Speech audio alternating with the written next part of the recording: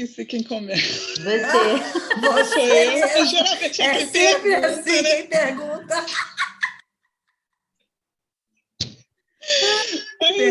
Já começou a bagaceira. Uma deusa, uma louca, uma feiticeira. Ela é demais. Olá, eu sou Janaína Meirima. Eu, Giovana Lobianco. E eu, Nicole Fiuza. E essa é a primeira temporada do nosso podcast, Deusas Loucas e Feiticeiras.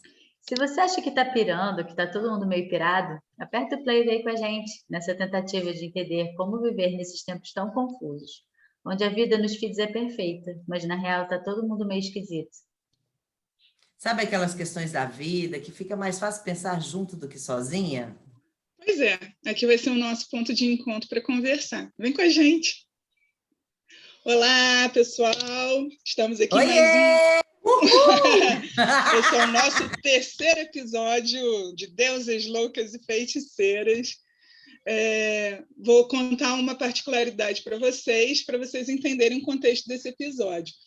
Geralmente a gente grava à noite, e hoje a gente resolveu gravar numa segunda chuvosa de manhã. Então, se nós estivermos mais lentas ou então mais descabeladas, leve em consideração que é uma segunda de manhã. A Nicole, por exemplo, o olho dela quase não está abrindo. A Giovana, como boa professora, já está acostumada a acordar cedo. Exato. Então... Mas nós vamos aqui tentar trazer um conteúdo de qualidade para você, nosso telespectador e ouvinte. Então, hoje a gente ia falar exclusivamente sobre o tema Outubro Rosa, porque estamos em outubro e achamos relevante tocar nesse assunto, até mesmo porque temos entre nós uma sobrevivente de 2 cânceres de mama. E só que a gente conversando percebeu que o assunto pode ir muito mais além do câncer de mama, mas sim tudo que envolve a questão de você ter medo de fazer um exame para se diagnosticar, ou então algo que te remeta à possibilidade de estar doente. Eu comecei a pensar nisso quando eu li uma frase das Clarices. A gente tem um coletivo, né, de escrita feminina, e que são as Clarices, e aí uma das frases aquilo ficou ecoando aqui, e eu vou ler a frase e aí a gente desenvolve o assunto. Vamos lá. É a vida? Mesmo assim, ela me escaparia. Outro modo de captá-la seria viver. Mas o sonho é mais completo que a realidade. Esta me afoga na inconsciência. O que importa, afinal? Viver ou saber que se está vivendo? E esse é o nosso questionamento. O tema desse podcast acabou se tornando assim. E aí, você já se tocou? Já se tocou que está vivo? Já se tocou do que tem medo? Já se tocou do que tem que fazer na vida? E, geralmente, esses sacodes, eles são dados na gente quando a gente passa por uma situação, muitas vezes, de questionamento, né? Ou então de surpresa, quando o inusitado acontece, quando o controle, né, sai um pouco das nossas mãos, e vamos combinar que, ultimamente, tem uma coisa que a gente não tem o controle sobre a vida. E eu comecei a pensar nisso porque quando a gente começou a conversar, inclusive com a Giovana, e ela vai compartilhar depois um pouquinho com a gente sobre o que é receber um diagnóstico de estar com um tumor maligno, né? Eu falei para ela que eu sofro de estresse pós-traumático e de síndrome do pânico. Então, todas as vezes que eu via uma campanha sobre o Outubro Rosa, ao invés daquilo me motivar a fazer o autoexame ou então fazer uma mamografia, aquilo me deixava em pânico, porque eu tinha muito medo de fazer e ser diagnosticada com. Eu tenho casos, né, de câncer de mama na minha família, de câncer, inclusive, que é também uma coisa pesada. A gente conversou isso entre a gente, né, meninas? De que quando a gente vai no médico, o médico sempre pergunta: você tem histórico na família? E quando fala isso, você já revive tudo aquilo. No caso aqui, as 3, né, têm histórico na família. Então, aqueles meio que já dá uma pesada. E aí eu fiquei pensando, caramba, como que a gente pode abordar esse assunto sem ficar falando sempre do mesmo, sabe? Sem considerar também esse medo que existe da gente ir no médico e descobrir que pode estar doente, da maneira como a gente pode enxergar essa situação, né? Ah, eu estou doente. Então, o que é melhor? Você viver no medo de estar doente ou ter a certeza e poder se tratar? Porque é uma coisa que a gente já falou, né, Gil? O diagnóstico, muitas vezes, ele alivia, porque é horrível você não ter o diagnóstico. A Nicole também vai falar um pouquinho sobre isso com a gente, de que ela teve uma doença que não é diagnosticada, né? Eu não sei, é tanto conteúdo que eu não sei nem por onde começar. Então, vou começar pela Giovana, então. Gia, essa questão de receber o diagnóstico, assim, fala para a gente um pouquinho do que é isso, como que você enfrentou isso, como é que é? Então, eu como a minha família tem um histórico de câncer de mama, assim, absurdo, né? Toda vez que eu ia ao médico, eles perguntavam: tem histórico de câncer na família? Eu falei: e aí, minha mãe, minha avó, minhas tias, minhas primas, as filhas das minhas tias, e das minhas tias-avós, enfim, toda a família materna tem esse acordo que eles fizeram em algum plano espiritual, que eu não me lembro de ter assinado, mas parece que eu assinei também. Então, eu sempre acompanhei desde cedo, né? Toda vez que eu ia na ginecologista, fazia já exames de rotina, muito cedo. Eu tinha, inclusive, um plano de fazer como a Angelina Jolie, né? De tirar tudo antes que aparecesse alguma coisa. Mas aí, para fazer isso, tinha que ter tempo e dinheiro, e acabei postergando. E quando chegou a minha vez, que apareceu lá na biópsia, a minha ginecologista me ligou num feriado de outubro, foi dia 12 de outubro que ela me ligou. Porque então, amanhã faz quanto tempo? Amanhã faz 4 anos do primeiro, foi em 2017 primeiro. Aí eu atendi o telefone, eu já sabia, ela... Gia, assim, sabe, aquele peso de como é que eu vou dar essa notícia? Eu falei: calma, Carla, tá tudo bem. Você estava com quantos anos? De 42, né? 40, muito nova, né? E aí, pois é, mas eu já sabia, né? Porque eu tinha um nódulo que eu acompanhava, e aí o nódulo mudou de forma. E quando muda de forma, as coisas já ficam meio estranhas, né? Quando eu sempre conversava, quando fazia ultra, com o médico que estava fazendo, eu sou muito curiosa, né? Esse negócio de abrir o exame, o médico que abre o exame, nada. Eu já saio do laboratório abrindo e lendo e pesquisando. Eu sempre fui muito curiosa com essas coisas, né? Então, perguntando para a médica, eu falei: e aí? Ela ia lá com um aparelho e voltava, Eu tá esquisito, né? Ela: vamos esperar os exames, mas sabe, quando você já... Então, era uma coisa que eu meio que já esperava que fosse acontecer em algum momento da vida, por conta do o que é pior, Gi? É esperar ou ter a certeza? Ter a certeza porque, assim, para a gente poder lidar com alguma coisa, a gente tem que saber como lidar e de que forma, né? Eu acho muito melhor a gente saber o que é para enfrentar, né? Porque aí quais as armas que a gente vai lutar então para enfrentar? Exatamente. Né? Uma vez eu até escutando um podcast sobre isso, né? Sobre os medos, sobre as emoções, né? Quando as emoções vêm, a gente sabe lidar com elas, né? Então, se a gente tem algum problema, não sei se eu estou sendo clara, mas porque às vezes a gente sofre com fantasma, né? Com uma incerteza. E eu acho que é pior, porque quando a gente sabe o que é, qual que é, quando esse fantasma toma forma e ele fica de frente para a gente consegue enfrentar, né? Você já sabe qual é o tamanho Porque você já sabe o que é. É muito... Quando fica só no campo das ideias, né? Ele toma proporções muito maiores. Você sabe que tem um livro que é do texto do Chico Buarque e a ilustração do Ziraldo, que é Chapeuzinho Amarelo. Eu amo esse livro. É o livro favorito do meu filho, né? E é incrível, assim, porque a Chapeuzinho Amarelo conta a história de uma menina que tem medo de tudo e por isso ela deixa de viver. Ela tem medo do lobo. Até que um dia ela resolve Dar de cara com o lobo. Dar de cara com o lobo e ela começa a falar o lobo, lobo, lobo, lobo, lobo, e o lobo para ela vira um bolo. E ela percebe que o lobo não é nada daquilo. E o lobo fica bravo, ele fica pé da vida, tipo, como assim, eu sou o lobo? E ela cada vez que ele fala, ela ri mais ainda. Exatamente, aí ele fica mais puto. Sim, eu trabalhava muito esse livro na educação infantil. Muito. Eu recomendo, inclusive, fica aí uma dica de leitura, inclusive para adulto, né? Eu acho. Mas é isso, é quando você significa esse medo, né? Você consegue transformar, você consegue lidar com ele. É exatamente isso. Então, eu meio que já me preparava psicologicamente para esse momento.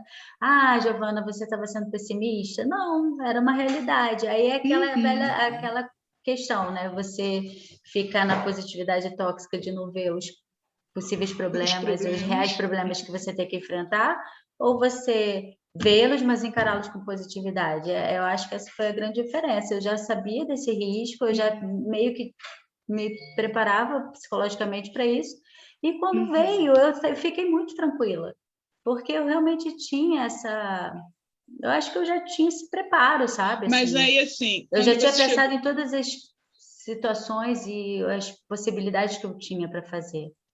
E você tinha medo de morrer disso? Então, não.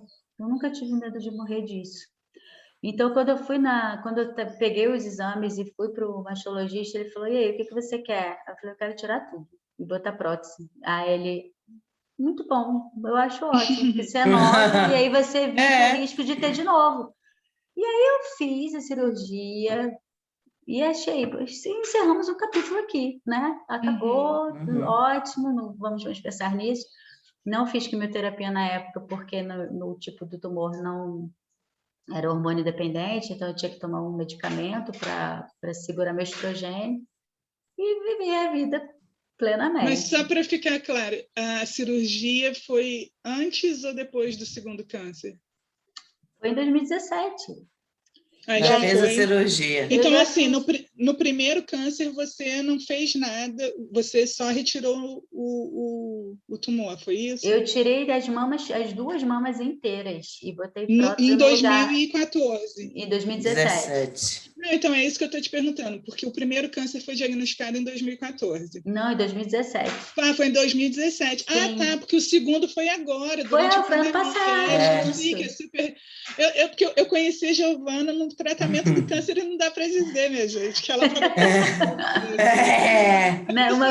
Uma vez eu falei, gente, eu não estou muito bem hoje, que eu acabei de chegar da químio, né? Aí todo mundo, oi, como assim tá fazendo químio? E eu acho que isso é até um depoimento, assim, né? Quando eu conheci a Gia, eu estava fechando com ela um horário que ela ia participar da minha oficina, e aí ela falou com uma tranquilidade, tipo, Jana, nesse dia eu não posso porque eu tenho químio. Aí eu, tipo, porque né, o câncer, ele vira uma coisa tão, assim, um tabu, né? Uma coisa que as pessoas não falam muito, e ela falou com tanta naturalidade. E aí depois a gente acabou conversando e eu falei, caramba, é uma coisa que a gente tem tanto medo, e aí você se deparar com uma pessoa que está enfrentando o processo e a maneira como a Giovana, eu sei que para ela tiveram dias ruins, tiveram dias que você chorou, tiveram dias que você ficou fraco, teu corpo vacilou, né? Mas você encontrar uma pessoa que está passando por aquilo e da maneira como ela estava passando, realmente meio que desmistifica, dá de cara com um lobo e fala, é um lobo, tá, ok, vamos lá. Claro que não é fácil, né, Giovana? Não é também de rosas. A primeira vez que eu estava vivendo um momento tão intenso, de tantas formas, porque eu tinha voltado para o Rio depois de 12 anos fora, eu morei em Mato Grosso, 12 anos da minha vida, e estava passando por divórcio, e estava num trabalho novo, e estava me adaptando a tudo isso, com uma filha especial tendo que cuidar dela sem ajuda. Então, eu não tive muito tempo para me preocupar, sabe? E aí, a minha cirurgia eu marquei no último dia de aula, porque eu não queria deixar minha turma sozinha, sabe? E aí, no último dia de aula, as crianças fizeram uma surpresa para mim, que as professoras arrumaram, eu chorei pra caramba. E aí, quando eu cheguei na véspera da cirurgia, que eu deitei para dormir, aí eu tive a minha crise de choro, de desespero, assim, sabe? Que caiu a ficha. Eu não tive tempo para me preocupar. E eu acho que isso foi ótimo, porque eu estava empenhada em tantas coisas que eu não sofri por antecipação, sabe? E aí, na véspera da cirurgia, que caiu a ficha? Eu falei, meu Deus, eu vou fazer uma cirurgia amanhã, anestesia geral, aquela coisa toda. Aí eu tive uma hora de crise de choro, fui dormir, e no dia seguinte eu fui para o centro cirúrgico. Aí eu ia fazer a cirurgia era uma só, com mastologista e com plástico para fazer tudo, né? Na mesma cirurgia. E aí o mastologista falou, olha, só vai botar a prótese se der tudo certo, porque se abrir, ver que, né, vai ter que limpar mais, vai ter que... A gente vai ter que deixar a prótese para depois. E eu fiquei desesperada. Eu falei, não, eu não quero, eu quero. Aí o cirurgião plástico não chegava, eu só vou entrar no centro cirúrgico quando ele chegar. E aí ele chegou, aí eu falei, beleza, aí fomos pro centro cirúrgico. Aí quando eu acordei, a primeira coisa que eu fiz foi fazer para ver se tinha Eu tô com peito, tem aqui. Aí a enfermeira olhou para mim, fica tranquilo, deu tudo certo, seus peitinhos estão no lugar. Mas então foi isso, sabe? Eu não tive tempo. E aí foi ótimo, porque eu consegui transformar esse lobo num bolo, sabe? Tranquilamente. Claro que não é fácil, claro que a gente passa por incertezas, por inseguranças, mas eu consegui encarar a primeira vez com muita tranquilidade, talvez porque eu já estivesse me preparando para isso, né? Por conta do histórico familiar. Mas o medo realmente eu não tive. Eu tinha certeza que eu ia levar isso, sabe? Que eu ia resolver. Porque fazer Só uma cirurgia, dúvida tirar que tudo. eu acho que o pessoal deve estar assim, tipo, aí você fez a cirurgia e depois teve câncer de novo. Pois é, então. E aí? E aí, nessa segunda vez, que foi no ano passado, eu senti um nódulo. E aí eu fui no médico, o médico, isso deve ser cicatriz da cirurgia, mas a minha intuição dizia que não. E aí eu fui, aí foi meio complicado, porque na mamografia apareceu que era suspeito, só que o meu médico na época não quis fazer biópsia, quis tirar logo, porque a biópsia podia estragar a prótese. E aí eu tirei o nódulo na cirurgia e aí deu positivo. Aí meu oncologista mandou voltar para o centro cirúrgico porque tinha que ter limpado em volta. Nossa. E aí Aí teve que abrir de novo. Fui de novo e aí Então tinha outro nódulo. A cirurgia, ou seja, não te impede de ter o câncer Pois novamente. então, essa cirurgia que eu fiz, que é a mastectomia, né? Mastectomia bilateral. Ela diminui muito as chances, mas ela não exclui todo 100%, porque sempre fica um pouco de tecido. Foi isso que os médicos me explicaram. E também eu acho que foi mais difícil, porque na primeira vez você esperava, na segunda você já tinha mais esperança de não acontecer, né? Me pegou de surpresa. Na segunda realmente me pegou de surpresa. E aí eu mudei o tratamento também, né? Porque da primeira vez o médico falou assim, olha, a quimioterapia sempre ajuda, mas o seu tumor não é tão responsivo à quimio, ele é mais o tratamento hormonal. Como eu estava nesse processo de trabalho novo, sem ter como cuidar de filho especial sozinha, eu fiquei pensando, eu vou passar por uma quimio agora, eu não tenho condição. E aí eu escolhi não fazer quimio, né? Tá. E aí, nessa segunda vez, a minha filha mais velha falou, mãe, me promete que se o médico falar que tivesse 1% de chance da quimio ajudar, você faz a quimio? Quando eu consegui quando eu consegui escrever, né? Quando eu consegui entender o que a quimio, os sentimentos que a quimio fazia comigo, eu entendi que a quimio faz a gente passar por um luto, sabe? Um luto porque é um veneno, né? Ao mesmo tempo que ele tá ali para curar, ele tá para matar, né? O cabelo cai, a gente passa mal, muito mal. Então eu entendi. Na minha última sessão de químio, que eu cheguei em casa me sentindo muito mal, eu consegui escrever o texto, eu entendi o que eu sentia. Era um luto por parte de mim que morria naquele momento, né?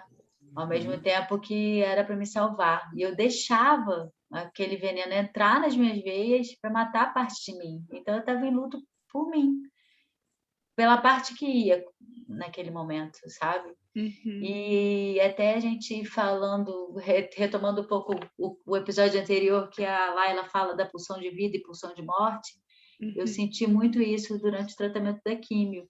E quando eu troquei essas experiências com as pessoas que estavam passando por isso, foi importante para elas também, né? Significar, porque é questão de botar o lobo na sua frente. Quando você significa, quando você entende o processo, é mais fácil de você entender as emoções que estão vindo com ele, né? E foi libertador, foi um divisor de águas naquele momento, quando eu entendi o que era. E aí eu não chorava mais sem saber. Eu chorava, mas sabendo o que era, e eu sabia que aquilo ia passar. E é tão importante você entender e saber que vai passar. Que é uma etapa do tratamento. É a pior de todas, mas é uma etapa que passa. E quando passa, vem, assim, um alívio, sabe? Eu queria falar um pouquinho sobre isso, assim, né? Primeiro eu vou puxar para o meu lado, que é a questão da escrita. Inclusive, é cientificamente comprovado que escrever, até para quem está enfrentando um câncer, melhora a imunidade. Então, assim, para quem está ouvindo a gente e está passando por algum... Eu acho que, assim, isso vale para qualquer pessoa. Escrever cura, escrever transforma, escrever, sabe, aquela coisa de enfrentar, de desabafar, sabe, de conseguir dar nome para os sentimentos. Então, assim, eu acho que quem ainda não tem o hábito de escrever sobre, fica aí a nossa, né? Nós três passamos por isso, né? Eu posso dizer que a escrita, ela realmente, se ela não te cura totalmente, ela te ensina o caminho para alcançar te dá ferramentas, a cura, né? Exatamente. E a questão que eu ia te falar, assim, Gi, sobre o fato do que você repensou na tua vida, se teve esse momento, assim, tipo, putz, agora eu estou curada do câncer. Você fez essa balança, assim, ou então, enquanto você estava enfrentando o câncer, você deu uma repensada na vida, ou não? Sim, porque mesmo que eu nunca tenha encarado o câncer como uma sentença, né? Sim, a gente começa a entender que tem tantas coisas na vida que a gente, às vezes, não dá importância, né? Ou experiências que a gente deixou de viver e aí repensa, né? Tipo, será que... Exatamente. Tipo, quanto tempo que eu estou perdendo na minha vida que eu podia estar fazendo as coisas que eu gostaria de fazer, sabe? Aí é o que eu falo, que a gente aprende, que não é sobreviver, é viver. Exatamente. Sobreviver a gente faz todos os dias. Sobreviver, né? Quando a gente come... Isso dá um texto, né? Eu escrevi um texto sobre sobreviver e viver. Porque existe uma diferença muito grande e ela não é dita. E por que quando você faz a química, quando você faz um tratamento, que você está disposta a viver, o seu organismo responde melhor. Com certeza. Sobreviver é eu acordar todos os dias. Eu vou comer, eu vou tomar banho, né? São instintos sobreviventes, que o corpo exige isso. Mas você viver é uma escolha. Hoje eu vou sorrir, hoje eu vou ver o que é de bom, hoje eu vou fazer alguma coisa que me dê prazer. Então, é diferente. Sim. Por isso que qualquer tratamento que você faça de uma doença, você tem que ir além do instinto de sobrevivência. A gente, inclusive, estava até falando, né, Nicole, que eu e você, a gente tem a experiência de uma UTI, né? Eu fiquei 3 dias na UTI, eu digo que esses 3 dias valeram por 30 anos, porque eu revi tudo naquele... Exatamente. E você também me falou isso, né, que a UTI te ensinou muita coisa, né? Eu fui 4 vezes para o CTI, né? Eu ia e voltava como se eu estivesse indo na padaria. Porque você tinha o que exatamente?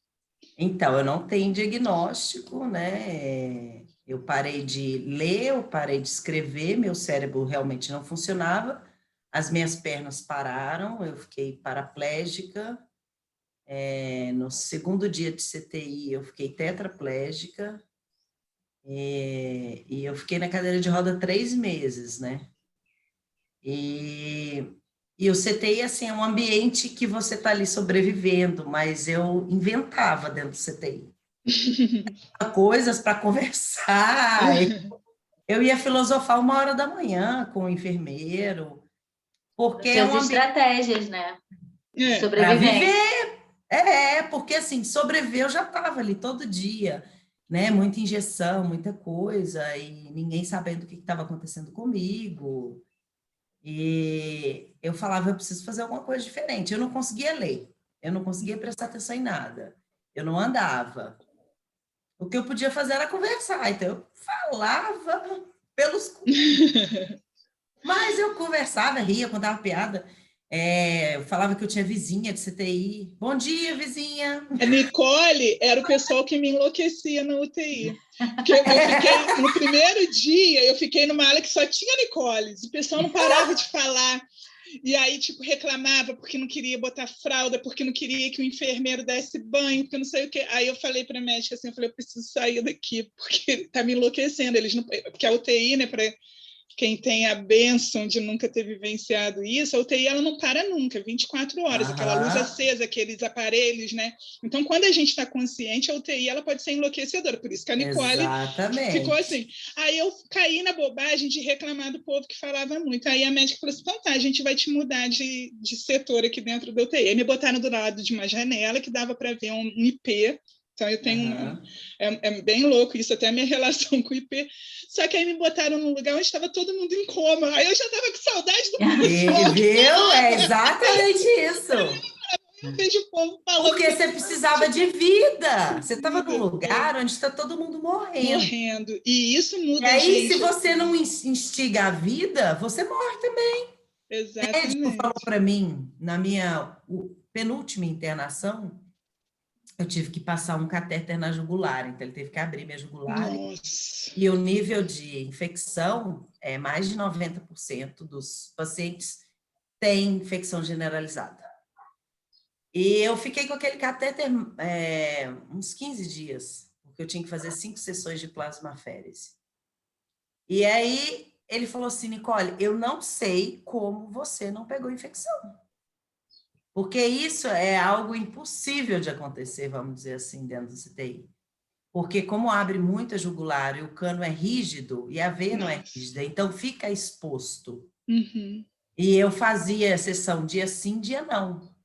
Então eu estava o tempo inteiro com aquilo ali no pescoço, porque o cano saía mais ou menos até a altura do ouvido e ia até lá embaixo no seio. Era um cano de, sei lá, uns 50 centímetros. Caramba.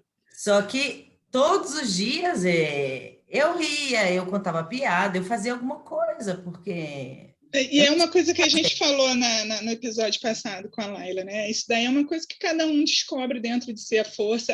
A Giovana descobriu. Eu, quando perdi meu filho, eu tive que me descobrir também, você. E aí eu quero aproveitar o gancho para falar para quem está ouvindo, para quem está vendo. Vocês estão vendo 3 mulheres lindíssimas, vamos combinar aqui, olha que beleza. Olha que beldade! Que se reinventaram a partir de um possível encontro com a morte, né? E aí fica... a gente não está querendo romantizar, mas o que eu quero trazer para vocês, inclusive partindo daquele texto da Clarice Lispector, que o que é importante é você viver ou saber que está vivendo. E aí, voltando para o tema do podcast, tipo assim, você já se tocou? E quando a gente faz essa pergunta, tem a questão do Outubro Rosa, que você já se tocou, fez o autoexame, né? E a gente até levantou uns dados, né, que 37%, teve um aumento de 37% no número de mamografias depois que começou a campanha do Outubro Rosa. Então, é importante, sim. Às vezes a gente acha, que bobagem fazer campanha, tem Outubro Rosa, Setembro Amarelo, né? Então, mas é porque, às vezes, as pessoas estão tão desligadas e desconectadas delas mesmas que precisam de uma campanha. Mesmo. Tipo, olha, se cuida. E eu acho que a intenção da gente aqui, não só nesse episódio, mas em todos, é trazer essa reflexão sobre você está vivendo, você está se cuidando, sabe? Você está se enxergando, você está dando prioridade para as suas vontades, para os seus desejos, porque a vida ela é efêmera. Né? A gente vive como Um dia se você está fosse bem, no outro dia você pode não estar mais. E aí entra essa beleza, isso também é a beleza da vida, sabe? O meu filho está naquela transição da infância para a adolescência, então ele está fazendo muitos questionamentos que antes ele, tipo, se tocou da morte, se tocou da doença, sabe? Se tocou, principalmente na pandemia.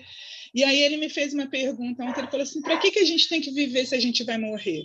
Eu falei assim, a gente só vai morrer porque a gente viveu. Você tem que aproveitar a jornada. E parece uma coisa muito zen, mas não, gente. A vida, a beleza dela é vivida. Né? É única. Não é o ponto de chegada, é o caminho que a gente faz até chegar lá. Exatamente. Aí o Davi até falou para mim assim, mas mãe, como é que você sabe que a vida é única? Eu falei, você lembra de alguma outra experiência? Porque mesmo que a gente está se tratando... considerando a possibilidade de outras vidas, a gente só lembra dessa que a gente está vivendo. Exatamente. Então, o que a gente falou foi assim, a questão, será que você tem medo de morrer porque você não está vivendo? Né? Será que... eu descobri que a minha crise do pânico, ela vinha do fato de eu não estar vivendo a vida. Eu tinha muito medo de morrer infeliz. E aí sem ter vivido de verdade, né? Sem ter vivido de verdade. Tanto que hoje, assim, se você falar, Jana, você tem medo? Hoje, assim, tipo, não é medo, a gente não quer sofrer, isso é fato. Ainda mais a gente que já sofreu pra caramba, você fala, pô, passar por a gente isso. Quer férias. A gente quer férias, a gente quer festa, a gente quer gozo, a gente não quer, né? Mas ainda mais depois de um ano e meio de pandemia, né? Eu acho que todo mundo precisa disso, mas... Realmente, é isso que a gente tem que se perguntar, né? E aí tem tanta gente que está deixando de viver porque está preocupado com o que vão pensar, do que vão falar, do que vão... Tipo, isso daí não é, sabe? Não deixa de viver por causa disso, não deixa de prestar atenção em você para poder cuidar do outro. Primeiro você, depois o outro. Isso não é ser egoísta, né? Isso daí é se priorizar, até porque para a gente cuidar do outro, a gente precisa estar bem. Isso é tão clichêzão, mas é tão real, né? Mas é verdade. Então, assim... Hoje, queridos deuses, deusas, loucas, feiticeiros, fica aí, tipo, você está vivendo, sabe? Será que você, antes mesmo de ter medo de morrer, será que você não deveria ter medo de não estar vivendo plenamente, sabe? De não viver essa verdade, de não viver essa alegria, de não viver os amores, né? Os desamores também, porque às vezes tem gente que deixa de viver porque tem tanto medo, aí a gente volta lá para o começo da Chapeuzinho Amarelo, que ela não saía para brincar, ela não sabia, ela não comia porque ela tinha medo de morrer comendo uma sopa, ela não ia para a chuva porque ela tinha medo da chuva, e aí ela não estava vivendo. Né? Então tem tanta coisa que a gente está deixando de fazer, e se você está sendo limitado por um medo, pô, eu acho que eu estou doente, mas eu não tenho coragem de ir ao médico, fica aí o depoimento da Gi, que depois que teve diagnóstico, se tratou, se curou e está aí linda, maravilhosa, uma pessoa incrível, e cada um de nós, assim, então eu quero deixar essa provocação aí não só para quem está ouvindo e vendo a gente, mas para a gente também, né? Será que eu estou vivendo? Porque é bem aquelas, acho que Renato Russo já tinha cantado para a gente a pedra, né? É preciso amar como se não houvesse, né? Amar as pessoas como se não houvesse amanhã. Verdade. E eu acho que é amar a gente também, né? E se você não está satisfeito com a vida que está levando, pô, ainda tem muito, né? Muda de canal, muda de estação, muda. E não espera chegar o momento certo, o momento ideal para fazer alguma coisa, porque não existe. O momento é hoje. O amanhã a gente não sabe. Exatamente. Agora. Faça aí, agora. Eu já vou mostrar minha tatuagem, Carpe Diem. E aí eu vou é clichêzão também, tatuagem Carpe Diem, e aí eu vou finalizar assim, depois para vocês falarem, mas a ideia do Carpe Diem, que, né, eu acho que eu não lembro agora se eu já contei ou não, mas quando eu tinha crise de pânico, eu escrevia na mão Carpe Diem porque eu tinha lido um artigo sobre que o Carpe Diem ele é mais do que essa coisa tipo, vamos viver como se não houvesse amanhã. O Carpe Diem é viver o presente, aproveitar o momento, sabendo que ele é passageiro. E tudo passa, minha gente. Se você está sofrendo, pega a esperança de saber que isso vai passar. E se você está feliz, aproveita esse momento, porque ele também vai passar. E você está vivo. E que bom que a gente está vivo, né? Exatamente. E aí? E não se esqueçam também, a gente precisa sobreviver e viver. É os dois, não é um só. É isso. E não só sobreviver também, porque só sobreviver é cansativo pra caramba. E viver. Então, assim, a gente ainda está numa pandemia, mas cuidem-se, mas aproveitem, liberar, vai para um sabão, vai para... Né? A gente já está combinando aqui, faça uma festa, né? Mas agora todo mundo com muito cuidado, álcool em gel que sempre está na mão, né? Máscara. Mas aproveita, não deixa de viver, de deixar aquela coisa, né? Não deixa a louça nova para quando tiver uma oportunidade especial. A roupa nova no armário. Verdade. É uma coisa que é tão falada, mas eu posso dizer assim, para a gente que já vivenciou, né, momentos tão trágicos, e talvez, acho que assim, uma coisa que une nós três, né, gente, é a intensidade dessa vontade de viver. Verdade. E eu acredito que isso é muito de quem já percebeu o quanto que a vida pode mudar, assim. E aí você tem uma escolha. Você pode escolher ficar amargo pelo que passou, ou você pode honrar o fato de ter sobrevivido e viver muito melhor e compartilhar isso com os outros, porque eu também acho que só tem também essa beleza toda quando a gente compartilha, né? Quando a Giovana tem coragem de dizer para a gente, olha, foi assim, eu passei por isso, porque às vezes a gente também se sente um pouco amaldiçoado, né? Tipo, poxa, por que logo comigo, né? Por que eu tive 2 cânceres, não foi um? Por que eu fiquei numa UTI sem andar, né? Por que eu perdi um filho, né? A gente fica nessa, tipo, por que não você? Né? Por que teria que ser o outro? Por que não? Acontece com a gente. E aí cabe a gente lutar, porque vale a pena lutar, porque depois que passa, né, gente, o sentimento, tipo, caramba, eu sobrevivi e agora eu vou viver. Acho que é isso que fica para a gente, né? Então, vivam, se toquem, não deixem de fazer... Acordem! E não se esqueçam da rede de amigos, da rede de apoio, sabe? Busquem pessoas que passam por experiências parecidas, porque a força desses grupos é muito grande, é muito importante. A gente não se sente sozinha. E faz toda a diferença, né? Então, assim, olha, se você quiser ser nossos amigos, entre lá no nosso @DLF Podcast, não esquece, segue a gente tá por tudo. Bota lá no Insta a sua experiência, troca com a gente também. Estamos esperando vocês, um beijo e até a próxima. Vivam! Beijo. Pensa bem. Pensa bem.